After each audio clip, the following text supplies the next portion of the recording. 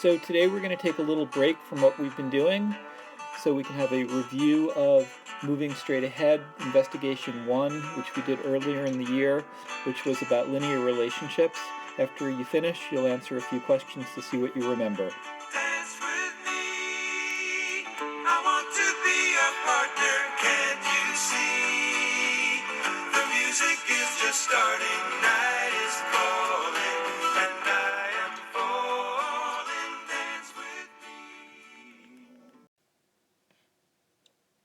So when we did this during the last unit, we used the example of the story about the walkathon and the 3 students who were getting money donated to them from the walkathon.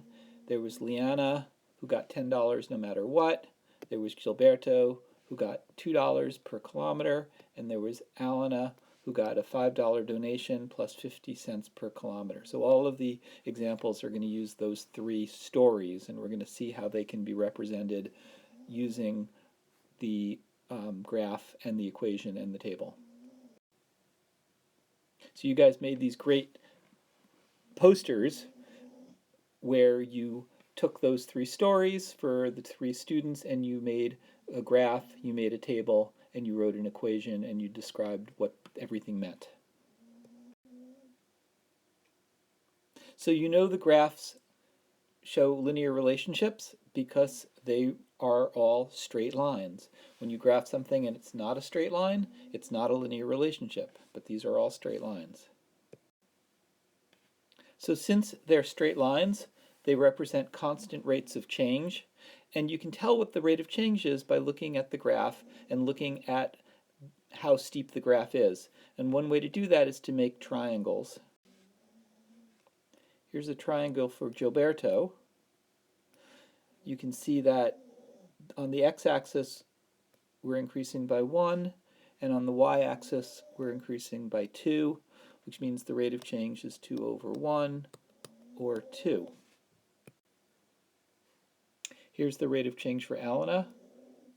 As you increase by 1 on the x-axis, we're only increasing by 1/2 on the y-axis, so that's 1/2 over 1, which equals 1/2. And that makes sense because she gets 50 cents per kilometer. You can do something similar for Liana.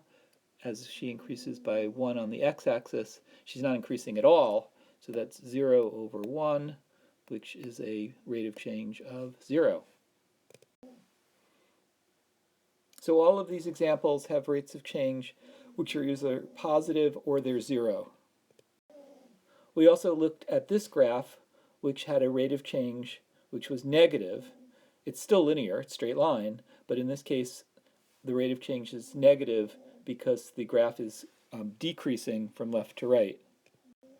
You can still do the same thing, make the triangle to see the decrease. As x increases by 1, you can see y is decreasing. Right? X increases by 1, y decreases, so you get a rate of change of negative 10, which is the decrease, over 1, so the rate of change is negative 10.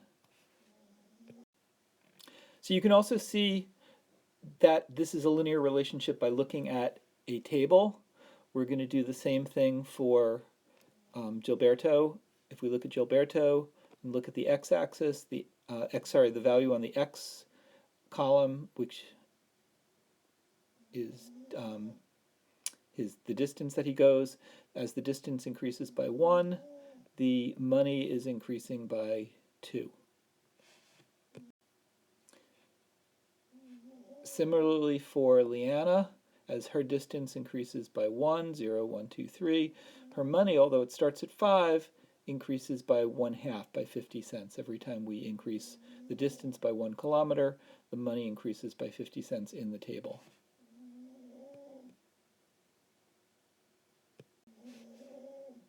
And then for Liana, every time her distance increases by 1, well, it looks like her money is not increasing at all, so we would say that her money increases by 0. So there's still a rate of change of 0. So this is a different example of a negative rate of change. when the independent variable, which in this case is the weeks, goes up by 1, the dependent variable, which is the amount of money, you can see that it is decreasing every time by 12. So going down by 12, going down by 12, going down by 12. And we also saw that we could see the rates of change in the equation. We could see that these equations represent linear relationships. Y is the dependent variable, x is the independent variable.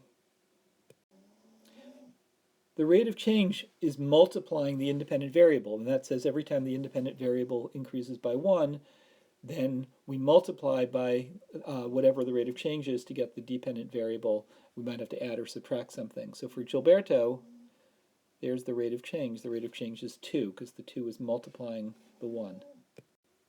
For Alana, there's the rate of change. It's 1/2, because that 1/2 is multiplying the independent variable, which is x, which represents the distance. It's a little bit harder to see for the equation for Leanna, because there is no independent variable the way this equation is written. It's just y equals 10.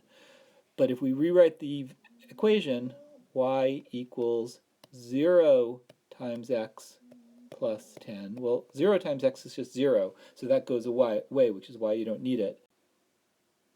But if you write it that way, then you can see that there is a number multiplying the independent variable. It's 0, which is the rate of change.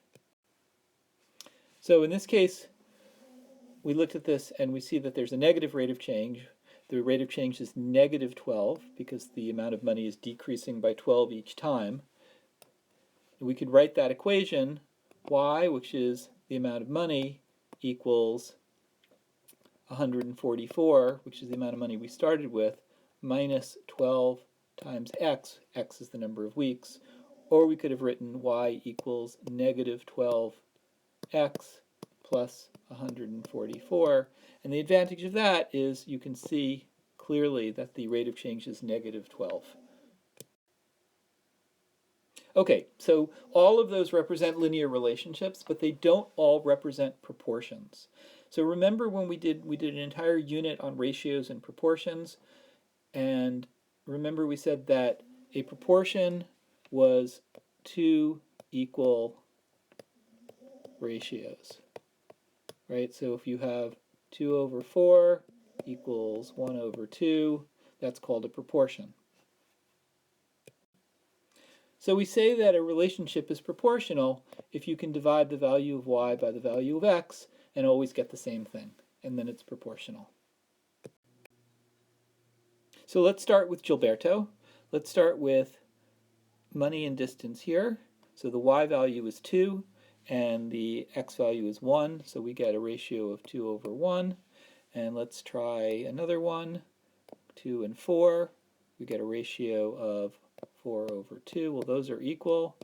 And let's try another one. We get a ratio of 3 over 6. Okay, you get the point. These all equal 2. They all form a ratio of 2 over 1. So Gilberto, yes, Gilberto represents a proportional relationship. If we do the same thing with Alana, we get an interesting situation. So now x is 1 and y is 5.5. So the ratio is 5.5 over 1. And then we look at the next one, which is 2 and 6. The ratio is 6 over 2. They are not equal, so Alana does not represent a proportion. We'll try the same thing with Leanna.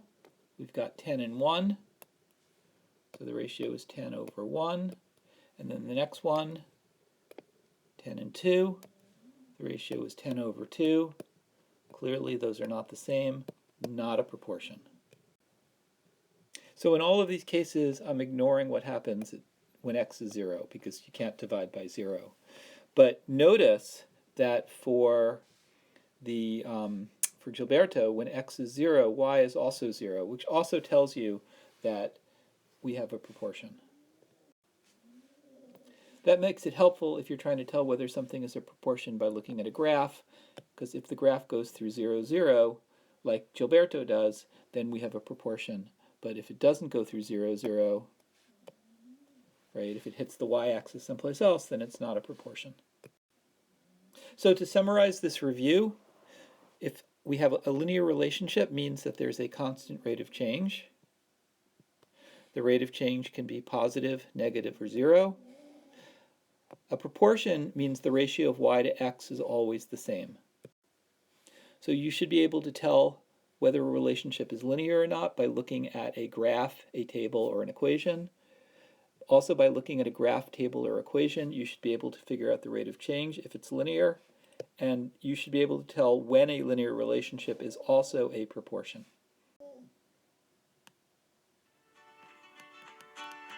Dance with me. I want to be a partner. Can't you see?